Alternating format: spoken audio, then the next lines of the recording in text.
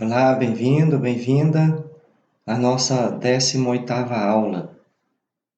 Vamos estudar o cano 1085, vínculo de matrimônio anterior, o cano 1086, impedimento de disparidade de culto, o cano 1087, impedimento de ordens sagradas, o cano 1088, impedimento de voto público perpétuo, o cano 1089, impedimento de rapto, e o cano 1090, impedimento de conjugicídio. O cano 1085 apresenta-nos o impedimento dirimente de vínculo de matrimônio anterior. Ou seja, quem já tenha contraído matrimônio, validamente uma primeira vez, não pode contrair matrimônio válido uma segunda vez. E nesse caso, então, precisa-se verificar também a validade do primeiro matrimônio. Porém, enquanto não se verifica a validade do primeiro matrimônio, considera-se que este matrimônio tenha sido válido. E a pessoa não pode, portanto, contrair um segundo matrimônio. Às vezes aqui acontece muito quando em alguma determinada paróquia o pároco assiste a um segundo matrimônio, vendo que o primeiro matrimônio tenha sido nulo. Porém, o primeiro matrimônio não passou pelo processo de declaração de nulidade matrimonial e não foi então considerado nulo. Mas, às vezes, achando que aquele matrimônio, por ter sido nulo na sua consciência, acaba celebrando um segundo matrimônio, o que torna este segundo matrimônio inválido. A não ser, é claro, que este matrimônio anterior tenha sido declarado nulo. Então, veja bem, tenta invalidamente contrair matrimônio quem está ligado pelo vínculo de matrimônio anterior, mesmo que este matrimônio não tenha sido consumado. Quando o matrimônio não é consumado, tem que se fazer o pedido ao Santo Padre para que este matrimônio rato e não consumado possa ser dissolvido. Por que este matrimônio rato e não consumado pode ser dissolvido? Porque o que o torna indissolúvel é exatamente a sua consumação. Como nós já vimos, o ato sexual apto à realização da prole. Então, se o matrimônio foi consumado, então ele não pode ser dissolvido por nenhuma autoridade humana, a não ser, é claro, depois com o processo de declaração de nulidade matrimonial, ele tenha sido declarado nulo. No parágrafo 2º do cano 1085, ainda que o matrimônio anterior tenha sido nulo ou dissolvido, ainda que o matrimônio anterior tenha sido nulo ou dissolvido, por qualquer causa, não é lícito contrair outro antes que conste legitimamente e com certeza a nulidade ou a dissolução do matrimônio. Então, para que a pessoa que tenha contraído um vínculo de matrimônio anterior, para que ela possa contrair validamente um matrimônio, é preciso que se conste que este matrimônio tenha sido nulo ou que ele tenha sido dissolvido. Aqui, quando você for fazer a habilitação matrimonial de uma pessoa que já tenha contraído um matrimônio anterior, é preciso que esta pessoa apresente ao pároco ou a declaração de nulidade, que é emitida pelo tribunal eclesiástico, ou a dissolução do primeiro matrimônio, que é, então, concedida pela Santa Sé. Se estes documentos, tanto a declaração de nulidade quanto o decreto de dissolução, se estes não existem, o pároco não pode dar continuidade à habilitação matrimonial até que se conste, né, a existência destes dois documentos, ou a declaração de nulidade, ou o decreto, né, de dissolução, ou mais precisamente, o rescrito de dissolução do primeiro matrimônio. Impedimento de direito natural e divino positivo. Tem o seu fundamento nas propriedades essenciais do matrimônio, a indissolubilidade e principalmente a unidade, como nós vimos no Cânon 1056. Esta determinação vale também para os não batizados, que contraíram o matrimônio válido segundo a lei do seu país. Ou seja, o que nós temos aqui que levar primeiramente em consideração? Que o matrimônio, ele é de direito tanto natural, quanto de direito divino positivo, colocado pelo Criador. Então, esta determinação também vale para os não batizados que contraíram matrimônio válido segundo a lei do seu país. O impedimento existe mesmo se o matrimônio não foi consumado. Por isso que, quando o matrimônio não é consumado, se requer que as partes, ou uma das partes, faça o pedido à Santa Sé, ao Santo Padre, da dissolução deste seu matrimônio. E neste caso, se pode entrar com a dissolução do vínculo matrimonial, como nós veremos mais tarde no Cânon 1142.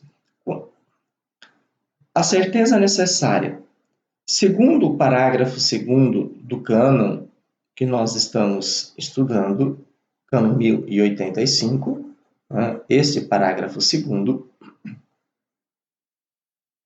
no caso de um matrimônio nulo por si mesmo, como que um matrimônio pode ser declarado nulo? Por causa de um impedimento dirimente, ou seja, a existência de um destes 12 impedimentos dirimentes que nós estamos estudando, por defeito de forma canônica, que nós veremos mais adiante, e por vício do consentimento, como nós veremos mais a seguir, logo depois, logo em seguida, depois dos impedimentos dirimentes. Então, no caso de um matrimônio nulo por si mesmo, tenha sido declarado nulo por uma destas três causas, ou dissolvido legitimamente pela autoridade competente, nos casos previstos, que nós veremos mais adiante, o impedimento, no primeiro caso, não existe, e no segundo cessa. Todavia, ad licitatem, não se pode proceder à celebração do segundo matrimônio se antes não se conste com certeza e de forma autêntica a nulidade ou a dissolução do primeiro matrimônio. Ou seja, para que se proceda a um segundo matrimônio de quem já tenha contraído matrimônio anterior, precisa que se conste com certeza que este matrimônio tenha sido declarado nulo, pelo tribunal eclesiástico competente, ou que tenha sido dissolvido, pelo Romano Pontífice de um matrimônio, de uma certa forma aqui, falamos mais especificamente, de um matrimônio rato e não consumado, ou de algumas outras situações que veremos também nos cânones mais adiante. O Cânon 1086 nos fala, então, da disparidade de culto. O que é esta disparidade de culto? Veja bem, é inválido, ou seja, o matrimônio é inválido, ou seja, é um dos 12 impedimentos dirimentes, o matrimônio entre duas pessoas, uma das quais tenha sido batizada na Igreja Católica ou nela recebida, como eu já expliquei, recebida é aquela pessoa que foi batizada em uma igreja protestante ou ortodoxa, de onde o batismo é válido, e ela passa a fazer parte, então, da Igreja Católica, mediante um rito de acolhida, que é nada mais e nada menos que a profissão de fé, conforme está sendo determinado pela Igreja. E que não tenha abandonado por um ato formal. Como que nós podemos abandonar a Igreja? Podemos abandonar quando nós passamos a uma outra igreja. Podemos abandonar quando nós cometemos também o delito de apostasia, de heresia e de cisma. E outra, não é batizada. Então, o que nós temos que ver aqui? Disparidade de culto é entre uma pessoa batizada católica, com uma pessoa não batizada. Primeiramente, quem nós entendemos aqui uma pessoa não batizada? Quem não é cristão. Quem não é cristão não é uma pessoa batizada. Pode ser um muçulmano, pode ser um judeu, pode ser um hinduísta, pode ser um budista, pode ser um shintoísta, pode ser um taoísta, e assim por diante. E também, aqui como não batizada, entram aquelas pessoas que foram batizadas em igrejas onde o batismo não é válido, como, por exemplo, os mórmons. Então, neste caso, a pessoa é considerada não batizada. Então, o que nós temos que verificar aqui? Nós temos que verificar que esta disparidade de culto, a gente poderia até colocar aqui uma fórmula, né? Pessoa batizada na Igreja Católica ou nela recebida, que não tenha abandonado a Igreja Católica, com uma pessoa não batizada. Então, batizado, mas não batizado. Não se dispense deste impedimento, a não ser cumpridas as condições mencionadas nos cânones 1125 e 1126, que nós estudaremos mais adiante. O parágrafo 3º nos diz: se no tempo em que se contraiu o matrimônio, uma parte era tido comumente como batizada, ou seu batismo era duvidoso, deve-se presumir a validade do matrimônio de acordo com o cano 1060, até que se prove com certeza que uma das partes era batizada e a outra não. Então, esta questão de uma parte ser batizada na Igreja Católica e a outra não é batizada, precisa-se também constar com certeza que uma destas partes não era batizada na Igreja Católica ou o seu batismo não era válido. Então, não é simplesmente quando permanece a dúvida se foi batizado ou se não foi batizado. Então, tem que se constar com certeza da existência ou não do batizado. Conceitos e motivos. Com a expressão disparidade de culto, é indicado no novo Código o impedimento matrimonial existente entre uma pessoa batizada católica e uma pessoa não batizada. Condições para que exista o impedimento de disparidade de culto, em relação à pessoa batizada se requer que tenha sido batizada na Igreja Católica ou que nela tenha sido acolhida. Isto quando recebeu validamente o batismo em uma igreja ou uma comunidade cristã não católica. Antes da modificação realizada pelo motu proprio Omnium in Mente do Papa Bento XVI, de 29 de outubro de 2009, se requeria também que o batizado católico não tivesse abandonado a Igreja Católica com um ato formal. Aqui o que nós temos que considerar? Veja bem, por que necessariamente que não se tenha abandonado a Igreja Católica com um ato formal? Porque mesmo que a pessoa abandone a Igreja Católica, o batismo dela vai ser sempre válido.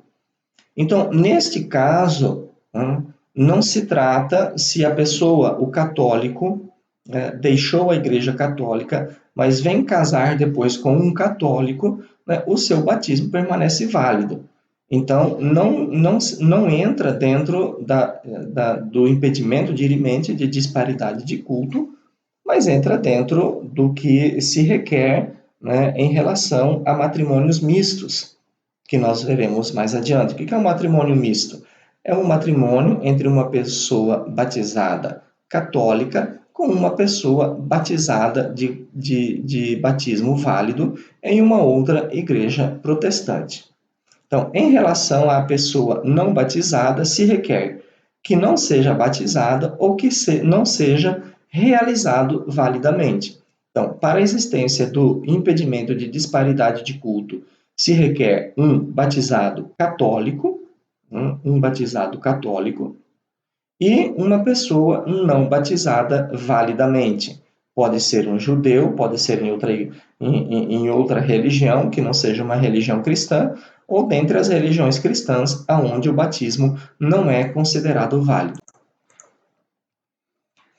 A concessão da dispensa. O impedimento de disparidade de culto, no seu efeito dirimente, é de direito eclesiástico, não necessariamente de direito divino, a concessão da dispensa. Este impedimento cessa por si mesmo se a parte não batizada recebe o batismo. Caso contrário, é necessária a dispensa da autoridade competente para a validade. Tal dispensa é subordinada à lei moral, que veta o matrimônio entre um cristão e uma pessoa não batizada. Por quê? Aqui nós temos uma questão de lei moral da igreja. Por que a lei moral veta este matrimônio? Porque pode colocar em perigo a fé da pessoa batizada católica, ou a educação católica da futura prole. A concessão é, portanto, possível somente se pode impedir que este perigo exista através de declaração formal da parte católica, de acordo com os cânones 1125 e 1126. Estas condições são necessárias também para que os matrimônios mistos, que é entre uma pessoa batizada na Igreja Católica e outra parte batizada em outra igreja ou comunidade eclesiástica, não em plena comunhão com a Igreja Católica. Então, estas condições dos cânones 1125 e 1126, elas precisam ser cumpridas tanto para o matrimônio com disparidade de culto, entre uma pessoa batizada católica e outra pessoa não batizada, e também para os matrimônios mistos, que é entre uma pessoa batizada católica com uma pessoa batizada não católica. Tal dispensa é subordinada, como nós já vimos, à lei moral, que veta, então, o matrimônio entre um cristão e uma pessoa não batizada. O matrimônio entre uma parte católica e outra muçulmana requer particular atenção e cura pastoral, pois se devem considerar as divergências entre a forma de se pensar o matrimônio católico com aquele muçulmano. Por quê? Porque o matrimônio muçulmano permite, né, a poligamia, né, um homem, né, com várias mulheres. Então, é uma forma diferente de se pensar o matrimônio. E qual é o problema aqui? O problema é que, se existe um matrimônio, né, entre um católico e um muçulmano, que o muçulmano tenha, então, esta divergência, ou seja, que entenda também o matrimônio como poligamia, então se nega de forma pertinaz, né, a unidade do matrimônio. E se nega a unidade do matrimônio, é preciso observar que esse matrimônio está sendo nulo, né, porque está sendo negado uma das suas propriedades essenciais, que é a unidade E precisa se verificar também se, no caso, o muçulmano não admita o divórcio em determinados casos. Bom, eu não posso falar porque eu não tenho muito conhecimento em relação a isso, mas vamos supor que se o muçulmano admite o divórcio em determinados casos, então ele está, além de negar a questão, uma das suas propriedades essenciais, que é a unidade, ele nega também outra propriedade essencial, que é a indissolubilidade do matrimônio. Então, este matrimônio entre uma parte católica e outra muçulmana requer, de fato, uma atenção e uma cura pastoral muito mais séria em relação a outros casamentos com outras igrejas protestantes, principalmente, né, no plano antropológico, religioso, social e jurídico. E o Cânon 1087 é muito claro, né, tentam invalidamente o matrimônio os que receberam ordens sagradas. Este é um impedimento de direito eclesiástico, não é um impedimento de direito divino. O impedimento está ligado com a lei do celibato, Cânon 277, que goza na Igreja Latina de uma longa tradição a partir do início do século IV, no Concílio de Elvira, na Espanha, em 300 depois de Cristo. Nestes casos, existe uma eventual dispensa, ou seja, considerando o caráter perpétuo e indelével da sagrada ordenação, de uma forma assim muito simples, poderíamos dizer que o que é de direito divino é a sagrada ordenação, né? É de instituição divina. Agora, o celibato dos ordenados não é de direito divino, mas é de direito eclesiástico.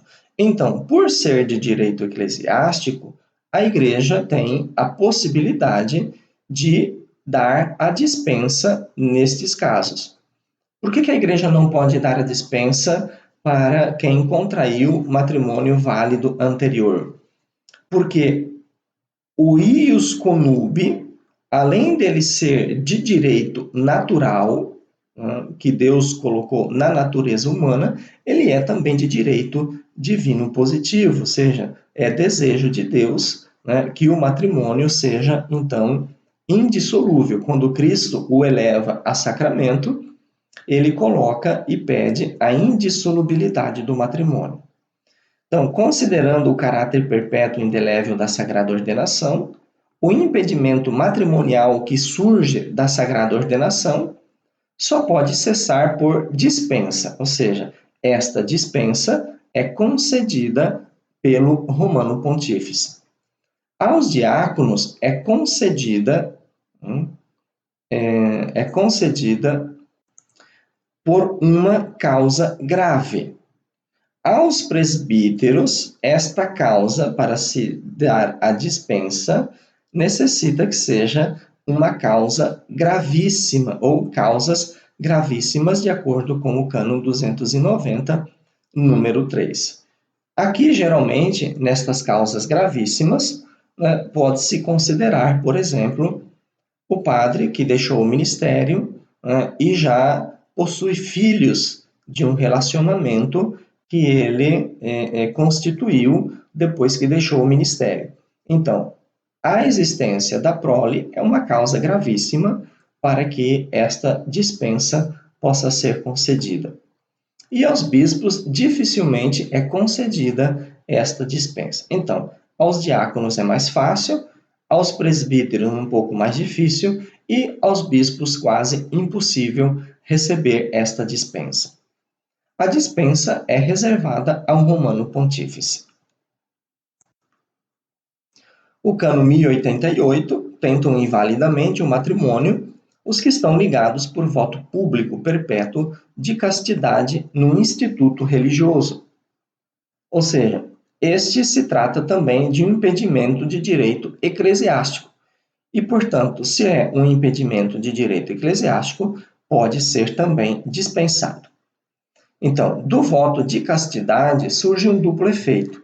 seja, um de direito divino, que é a proibição ética religiosa, que torna ilícita ex virtute religionis, né, a celebração do matrimônio, porque o voto emitido, né, ele é também uma virtude da religião. O outro, de direito eclesiástico, impedimento para o qual a celebração do matrimônio se torna inválida. Então, na nova legislação canônica, este impedimento teve uma regulação bem mais simples e mais lógica.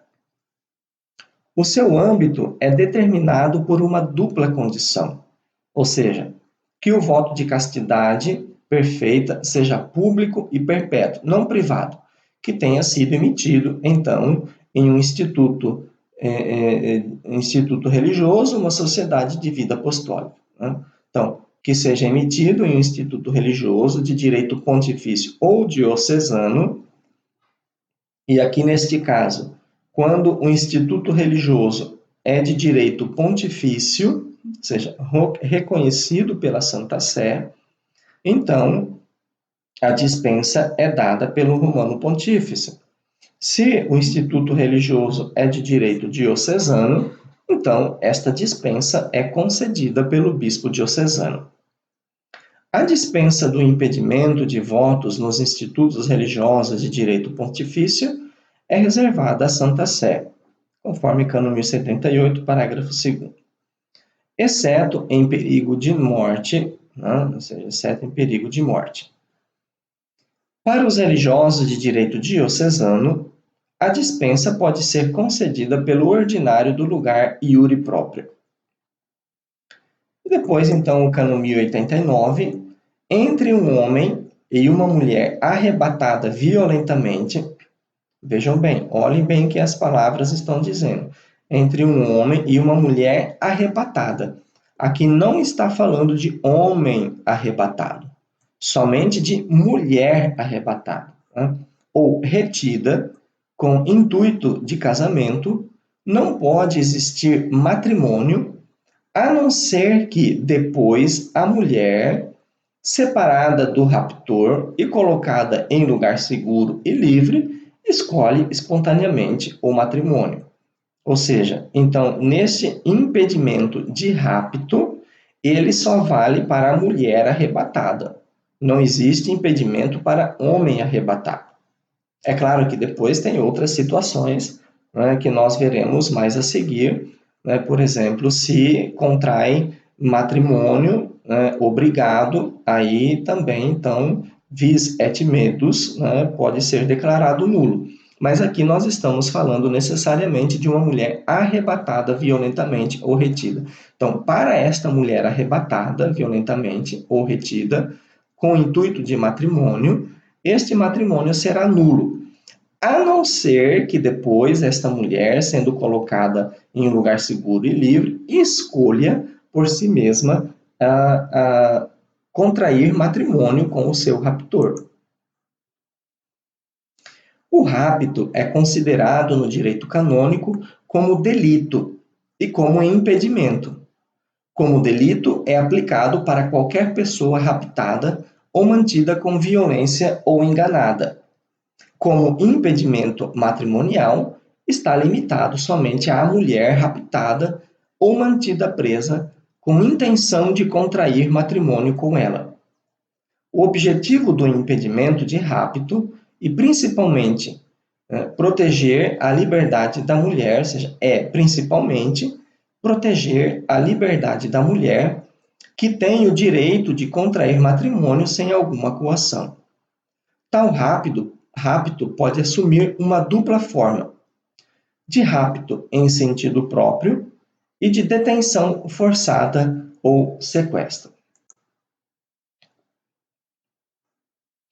As condições para que exista o impedimento de rapto são as seguintes, ou seja, que a pessoa raptada ou mantida forçadamente seja a mulher, não o homem.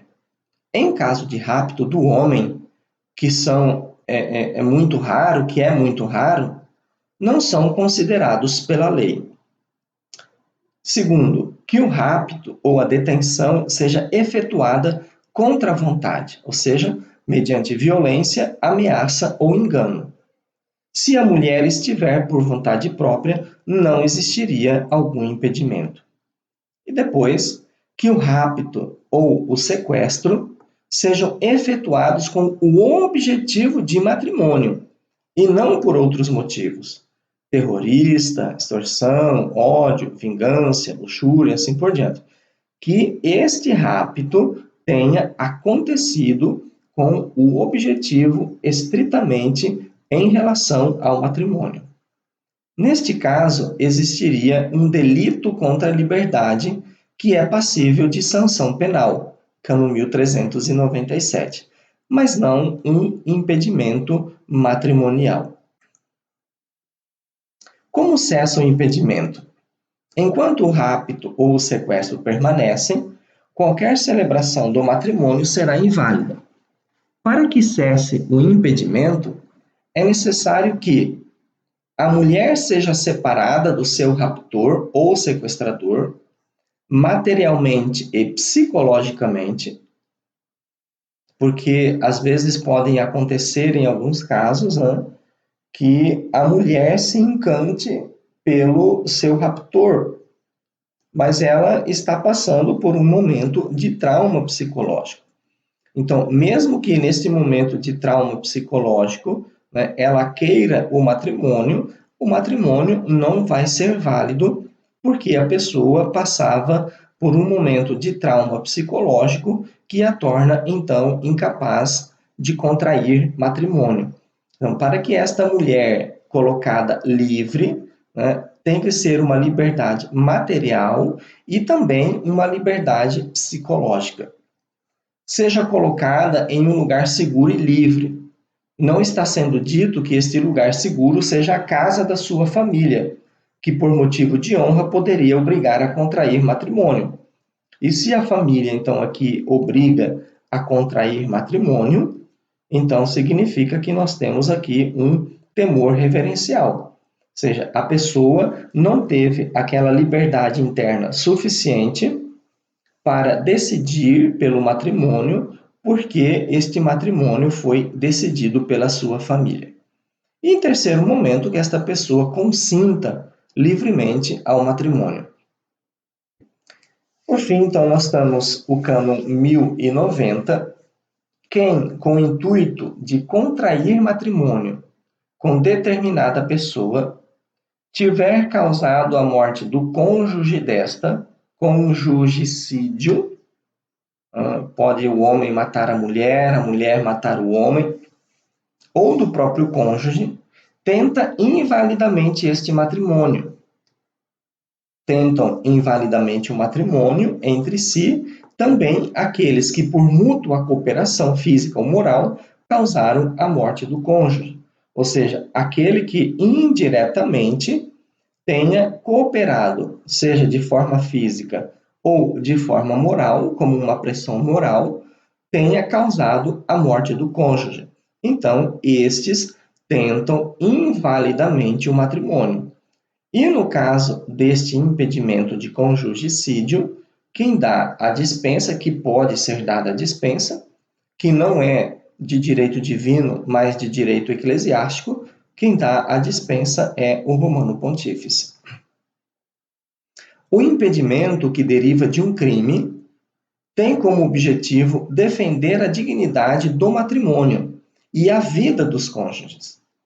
Este impedimento não tem, no direito canônico, caráter penal, mas tem o seu caráter penal na lei penal civil. A dupla forma no direito canônico. No Código anterior, o impedimento de crime possuía 4 formas: adultério com promessa de matrimônio, adultério com tentativa de matrimônio, mesmo que somente civil, adultério com conjugicídio, conjugicídio de comum acordo entre os dois cúmplices. No novo Código, foi supresso cada referimento do adultério e se considera somente o conjugicídio em uma dupla forma, ou seja, com o objetivo de matrimônio por uma única pessoa, seja o homem ou a mulher, com ação física ou moral, e conjugicídio cometido em cooperação por ambas as partes interessadas. Então, como antigamente no Código de Direito Canônico de 1917, entrava também aqui a questão do adultério. Aqui no Direito Canônico de 83, não entra mais a definição ou referimento do adultério, apenas o conjugicídio, né, como uma ação física ou moral, ou uma cooperação por ambas as partes interessadas. A condição do impedimento. Para que se verifique a existência deste impedimento, é necessário que o delito tenha sido doloso ou voluntário e intencional. Não é suficiente o simples homicídio culposo, ou seja, quando não se tem a intenção de matar, para que haja este impedimento de conjugicídio, de crime, é necessário que a pessoa tenha tido a intenção de assassinar a sua parte, o seu cônjuge, e também com a intenção de casamento. Não é suficiente o simples homicídio culposo ou que a pessoa não tenha tido a intenção. E que o delito tenha sido consumado, ou seja, não basta que a pessoa tenha pensado em cometer este delito. Este delito ele tem que acontecer, ou seja, realizado de fato com a efetiva morte da pessoa que se tinha a intenção de assassinar. Então, que a minha intenção tenha sido de fato colocada em prática e que a pessoa de fato tenha morrido, né, quando eu tive a intenção de assassiná-la para poder contrair matrimônio com outra pessoa, ou que a outra pessoa indiretamente tenha matado ou o esposo ou a esposa do outro ou da outra com a intenção de contrair matrimônio com aquela pessoa. Então, nós verificamos, né, nesta aula os cânones, alguns cânones em relação aos impedimentos dirimentes, e dentre estes nós vimos vínculo de matrimônio anterior, impedimento de disparidade de culto, impedimento de ordens sagradas, impedimento de voto público perpétuo, impedimento de rapto e impedimento de conjugicídio. Bom, esses aqui são bem fáceis de serem entendidos. Depois nós vamos entrar numa série de impedimentos um pouco mais complicados, não de se entenderem, mas de se contarem.